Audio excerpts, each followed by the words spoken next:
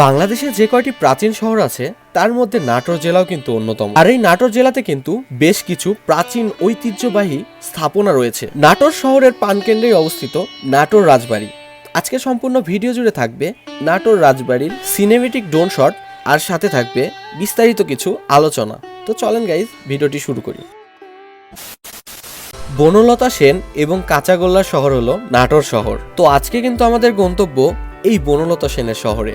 নাটোর শহর থেকে মাত্র 1 কিলোমিটার দূরে অবস্থিত নাটোর রাজবাড়ি। তো এই নাটোর রাজবাড়িতে যেতে হলে প্রথমে আমাদেরকে নাটোরে আসতে হবে। আর নাটোরে আসার পরে যে কোনো রিক্সাওয়ালা আমাকে জাস্ট বলবেন যে নাটোর রাজবাড়িতে যাবেন, তাহলে হয়তো 20 টাকা ভাড়া নিতে পারে, একদম নাটোর রাজবাড়ির সামনে আপনাদেরকে পৌঁছে দেবে।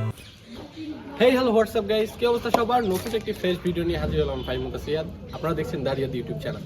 তো গাইস, এই মুহূর্তে আমি অবস্থান করতেছি নাটোর রাজবাড়ি, অর্থাৎ বঙ্গজল বলে অনেকেই। তো এটার সামনে।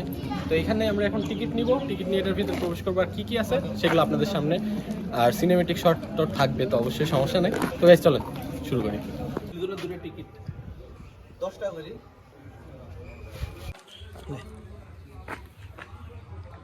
তো গাইস, এটা হলো রানী ভবানী টিকিট রাজবাড়ির।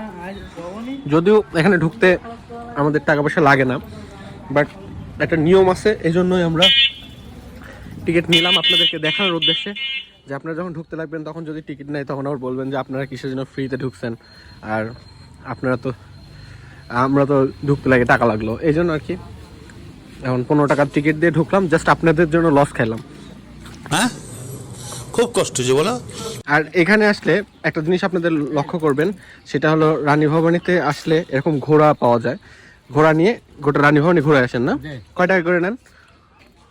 100 টাকা, 150 টাকা, 200 টাকা। মানে 100 টাকার বিনিময়ে আপনারা চাইলে ঘোড়াতে চড়ে মানে একবারে ঘুরে আসতে পারবেন। রানী ভবানীর মধ্যে প্রবেশ করতেই হাতের বাম সাইডে দেখতে পারবেন একটা শিব মন্দির আছে। আমি যদি আপনাদের এটা একটু ঘোরায় দেখাই, এই পাশে আর কি কিছু মূর্তি, তারপরে একটা মন্দির আছে, আমরা দেখতে পাচ্ছি। একটা ন্যাচারাল সাউন্ড আছে, জোস একটা সাউন্ড। এখানে কিন্তু প্রচুর মানুষ মানে পূজার মধ্যে আসে, এসে দর্শন করে যায়। সাউন্ডের মধ্যে এই কালারগুলো কিন্তু প্রত্যেকটা ন্যাচারাল। ভিতরে প্রবেশের পর থেকে প্রচুর পরিমাণে গাড়ি দেখতে পাবেন, আপনাকে যাচবে। আপনারা চাইলে নিয়ে ঘুরতে পারেন। নইলে আমি এখানে বলি, কেউ জানি আবার ওই প্রথম দিকেই 100-150 টাকা বললে উঠে যায় না, কারণ এগুলো হচ্ছে 50 টাকা দামাদামি করে নিলে 20 থেকে 50 টাকার মধ্যেই ঘোরা যায়। এইটা হলো বৈঠকখানা ছিল এক সময়, রাজবাড়ির বৈঠকখানা ছিল, দেখতেই পাচ্ছেন সুন্দর। আর এই পাশ থেকে আপনাদেরকে যদি একটু দেখাই,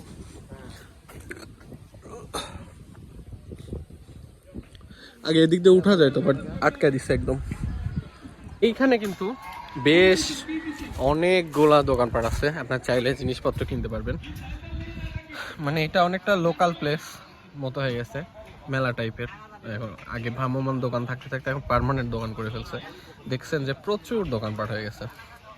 তো গাইজ, এই মুহূর্তে আমি অবস্থান করতেছি রাজপ্রাসাদ, সেটা ছোট তরফ মানে এটার নাম।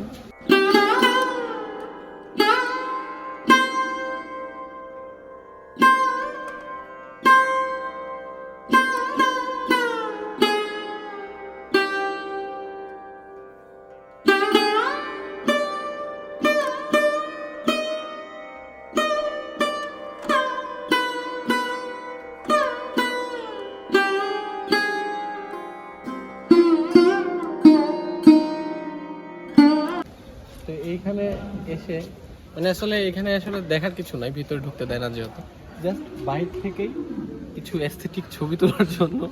কিন্তু এখানে এমন একটা পজিশন, মানে একটা সামনে পুকুর, তো পুকুর না সরি আমি ভুল বলে ফেলছি, এটা হবে দিঘি। দিঘি তো এই জন্য আর কি, মানে এখানে ছবি তোলার স্পেসও কম। তো আমরা এখান থেকে যাই, অন্যান্য ভবন দেখাই, চলেন। এইটা হলো এই রাজবাড়ির সবচেয়ে বড় তরফ, আর এটা এখন বর্তমানে শ্যাম সুন্দর মন্দির করা হয়েছে। আমি যদি একটু আপনাদের ভিতরে নিয়ে যেয়ে দেখাই,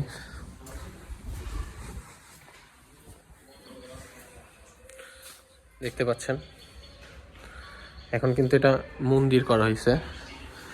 আর আগে এটা বড় তরফ ছিল, সবচেয়ে বড় ভবনই ছিল এটা। দেখতেই পাচ্ছেন এইখান থেকে শুরু করে একদম ওই যে লাস্ট অবধি ওই যে ওই পর্যন্ত এটা মানে মোট আয়তন বুঝতেছেন, বিশাল বড়। আর এই পাশে আবার দেখতেছি গার্ড হাউস করছে, ওই যে সংস্কৃতি বিষয়ক মন্ত্রণালয়, দেখতেই পাচ্ছেন। তো গাইজ এই মুহূর্তে আমি অবস্থান করতেছি, আমার পিছনে যেটা আপনারা দেখতে পাচ্ছেন এইটা হলো বড় তরফ রাজপ্রাসাদ আর কি। বড় তরফ এইটা, আই মিন এই যে এই পাশেরটা, আর এটা হলো বড় তরফের যে রাজপ্রাসাদটা আছে সেটা। তো রাজপ্রাসাদটা কিন্তু অনেক সুন্দর, আমি যদি আপনাদেরকে একটু দেখাই।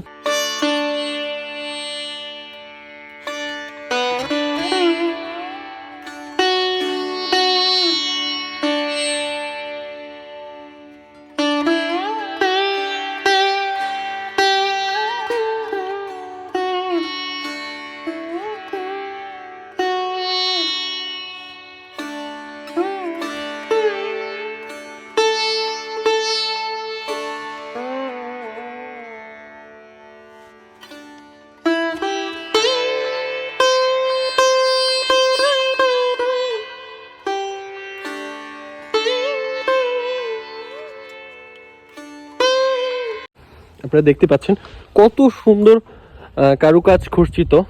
দেখতে পাচ্ছেন যে আগেকার যুগের মানুষ কত রুচিশীল ছিলেন, আর রাজারা তো কতটাই না শৌখিন ছিলেন যে কত কোটি কোটি টাকা ব্যয় করে এরকম রাজপ্রাসাদ গড়ে রাখছেন।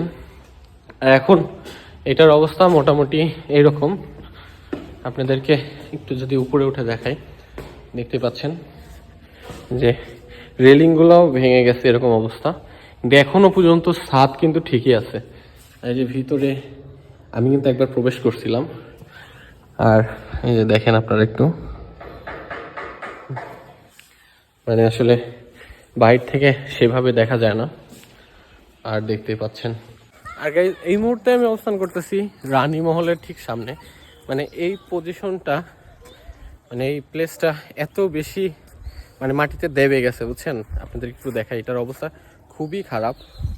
এই যে রানী মহল ব্র্যান্ডিংও করা আছে, আর দেখেন এটার অবস্থাটা ঠিক বর্তমানে এরকম অবস্থায় আছে। যেগুলা ছিল তারপরে দেখতে পাচ্ছেন, আর ওই যে ওইটাও মেবি ছিল একটা প্রাসাদ, আর এইটা একটা মন্দির ছিল। আমি একটু মন্দিরটা যদি আপনাদেরকে দেখাই, এটা গা ছমছম পরিবেশ, অনেক সুন্দর, দেখতেই পাচ্ছেন। একটা এর ভিতরে দেখাই আপনাদের, পুরো ফাঁকা।